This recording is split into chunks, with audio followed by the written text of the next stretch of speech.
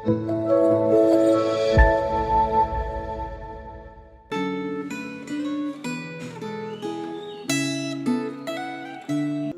saudara-saudari yang terkasih di dalam Yesus Kristus. Satu anugerah kalau hari ini kita boleh kembali punya satu waktu tenang di dalam refleksi Gema hari ini. Untuk mengawali perenungan kita hari ini, mari kita bersama teduhkan hati kita bersama berdoa. Allah Bapa yang mengasihi setiap kami, terima kasih untuk bukti kasih setia dan penyertaan-Mu bagi setiap kami sampai saat ini. Sehingga di momen ini kami boleh punya satu waktu yang singkat, namun kami rindu biarlah waktu ini bisa menjadi waktu yang berharga bagi setiap kami. Biarlah melalui perenungan firman-Mu ini kami boleh kembali disegarkan, diteguhkan, dan dihiburkan. Biar kiranya Tuhan Kau yang pimpin segenap diri kami, agar dapat seluruhnya tertuju hanya kepada-Mu saja. Hanya dalam nama anak Yesus Kristus kami serahkan waktu perenungan ini. Amin. Saudara-saudari yang terkasih, refleksi Gema hari ini bertemakan pemeliharaan Allah yang didasarkan dari teks Ayub pasal yang ke-39. Seperti biasa, saudara-saudari dapat mengambil satu waktu terpisah untuk membaca keseluruhan pasal ini. Dan saat ini saya akan membacakan beberapa ayat dari Ayub 39, yaitu ayat yang ke-29 sampai 38 dalam versi terjemahan baru 2. Saya akan bacakan bagi setiap kita, demikian firman Tuhan. Oleh pengertian mukah burung elang terbang, mengembangkan sayapnya menuju ke selatan. Atas perintah mukah Raja Wali terbang membubung dan membuat sarangnya di tempat yang tinggi. Ia berdiam dan bersarang di bukit batu, di puncak bukit batu dan di gunung yang sulit didatangi. Dari sana ia mengintai mencari mangsa. Dari jauh matanya mengamat-amati anak-anaknya menghirup darah, dan di mana ada yang tewas disitulah dia.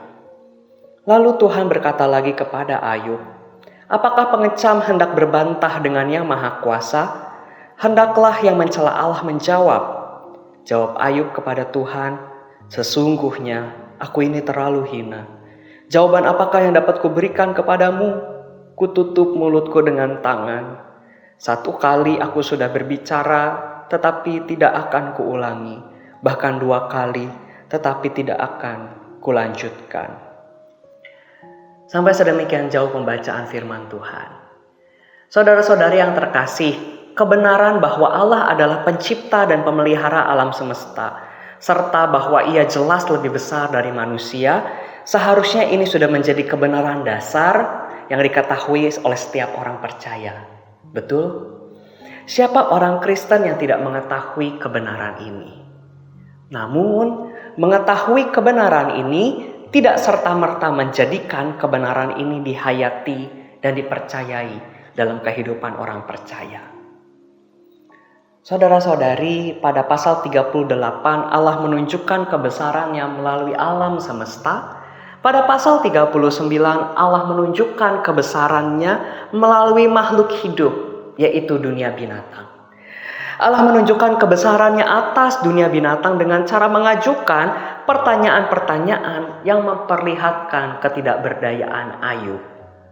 Melalui pertanyaan-pertanyaan yang diajukan Allah kepada Ayub, kita dapat melihat kebesaran Allah dalam memelihara makhluk hidup ciptaannya, di dalam menyediakan makanan, dalam proses reproduksi hewan, dan penyediaan tempat tinggal yang sesuai dengan kebutuhan, serta dalam penyediaan hewan untuk kebutuhan manusia seperti kuda.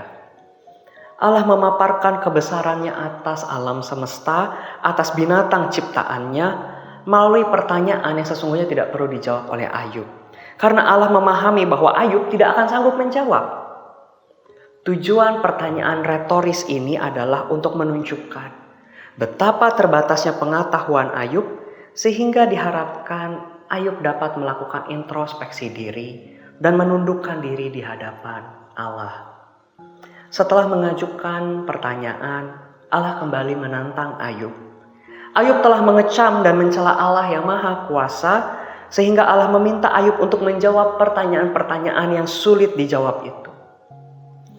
Ayub yang sebelumnya merasa mengenal dan mengetahui kebesaran Allah, kemudian menganggap dirinya terlalu hina untuk menjawab dan tidak berbantah lagi dengan Allah. Saudara-saudari terkasih, dari sini kita melihat satu kebenaran dasar bahwa manusia hanyalah salah satu makhluk ciptaan Allah dan Allah sanggup memelihara ciptaannya, baik benda mati maupun makhluk hidup. Namun seringkali sulit bagi kita untuk sungguh percaya akan hal ini. Kita tahu, kita akrab dengan pernyataan ini, namun kita tidak bisa sepenuhnya percaya. Seperti Ayub, kenyataan hidup yang pahit seringkali hadir sebagai ujian terhadap kepercayaan kita pada Allah. Lalu kekhawatiran, kemarahan, perasaan tidak terima, dan berbagai wujud perasaan tidak tenang hadir dalam hidup kita. Ini merupakan wujud kemanusiaan kita yang seringkali tidak mudah untuk memahami rencana Allah. Tidak mudah untuk melihat campur tangan Allah dalam berbagai episode kehidupan kita.